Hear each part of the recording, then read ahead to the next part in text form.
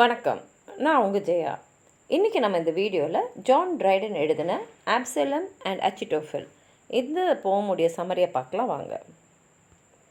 இந்த போமை அவர் 1681 எழுதினார். அந்த சமயத்தில் பார்த்திங்கன்னா கிங் சார்ல்ஸ் செகண்ட் வந்து 1679 1681 வரைக்கும் கொஞ்சம் அவருடைய பொலிட்டிக்கல் சைடில் கொஞ்சம் ப்ராப்ளம்லாம் ஃபேஸ் பண்ணார். அதாவது வந்து நாடு கடத்தப்பட்டார்னு கூட சொல்லலாம். இதை தான் அவங்க எக்ஸ்க்ளூஷன் க்ரைசிஸ்ன்னே சொல்லுவாங்க.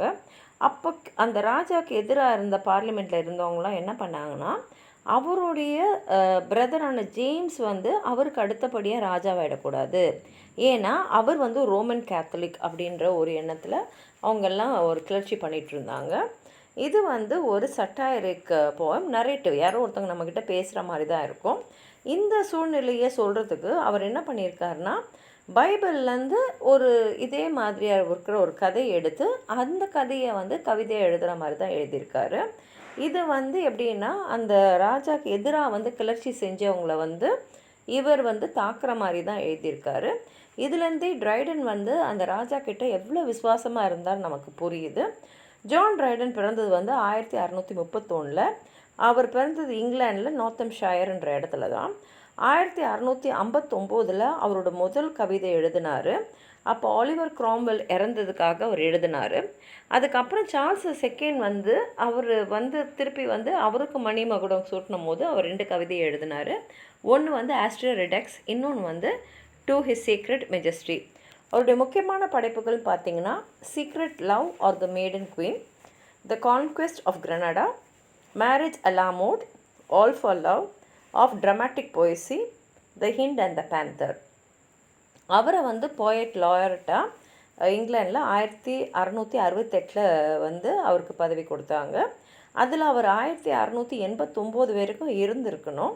ஆனால் இப்போ வந்து ஜேம்ஸ் செகண்ட் வந்து பதவியிலேருந்து 1688 வந்து அவர் வந்து பதவி நீக்கம் செய்யப்பட்டதுனால ட்ரைடன் வந்து அரசியல் ரீதியாகவும் ரிலீஜியஸ்லி இதில் அவருக்கு என்னெல்லாம் கிடச்சிருந்ததோ அதெல்லாம் அவருக்கு கிடைக்காம போயிடுச்சு. அது மாத்திரம் இல்லாமல் அந்த போயட் லாரட் பதவியும் அவர் விட்டு போயிடுச்சு. அவருடைய கடைசி ப்ளே எதுன்னு பார்த்தீங்கன்னா லவ் ட்ரையம்ஃபட். இதை வந்து அவர் 1694 எழுதியிருந்தார். அவர் இறந்தது வந்து 1700.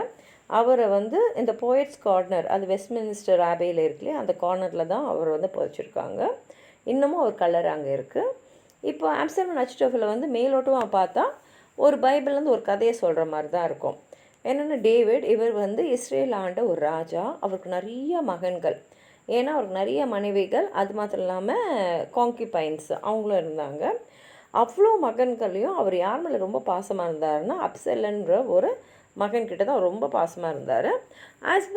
அப்சலமுடைய குணத்தில் வந்து ஒரு சில குறைகள் இருந்தாலும் அதெல்லாம் அவங்க அப்பா வந்து கண்டுக்கல, ஏன்னா வந்து அவருக்கு அந்த பையன் மேலே அவ்வளோ பாசம். அதே சமயத்தில் பார்த்திங்கன்னா மற்றவங்களாம் இருக்காங்க இல்லையா, இவன் மேலே மாத்திரம் பாசமாக இருந்ததுனால அவங்களுக்கெல்லாம் வந்து அதில் திருப்தியே இல்லை. ஆனால் ராஜா வந்து டேவிட் வந்து ரொம்ப திறமையான ஒரு ராஜாவாக இருந்தார். அதனால் அவருக்கு எதிராக வந்து நிறைய பேர் வந்து சதித்திட்டம்லாம் தீட்ட ஆரம்பித்தாங்க.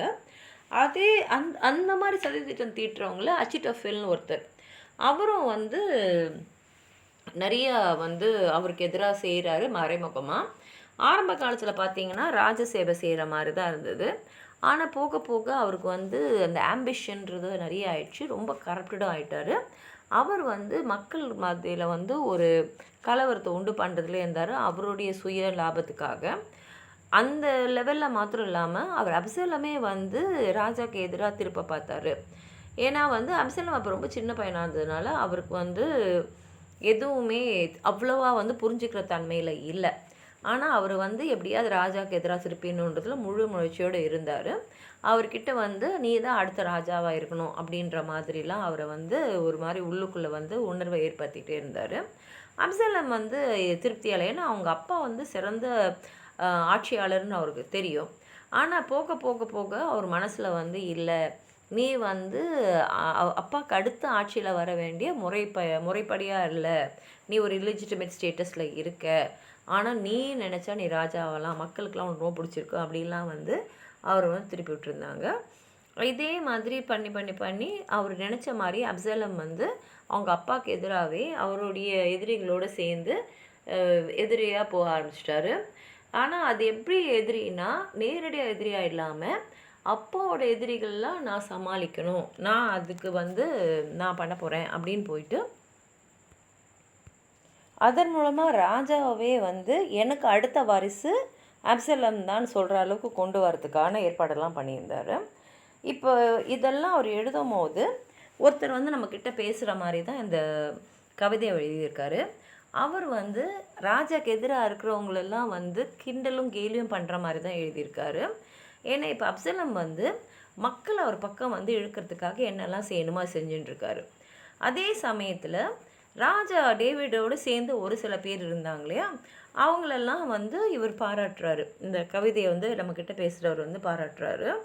அப்போ அவர் வந்து சொல்கிறாரு, இந்த மாதிரி வந்து ஆட்சியில் அடுத்து வந்து உட்கார போகிறவங்க அவங்க எப்படி இருக்கணும், எப்படி வந்து மக்களை வந்து இந்த மாதிரி சதித்திட்டம் தீட்டுறவங்க கையிலேருந்து திருப்பி நல்வழிப்படுத்தணும் அப்படின்றதையும் சொல்லிட்டு, இப்போ ராஜாவுக்கு வந்து தெரிஞ்சிடுது இவருக்கு எதிராக வந்து நிறைய சதி திட்டம் இருக்குது அப்படின்னு. அப்போ தான் அவர் வந்து ஒரு ஸ்பீச் வந்து கொடுக்குறாரு.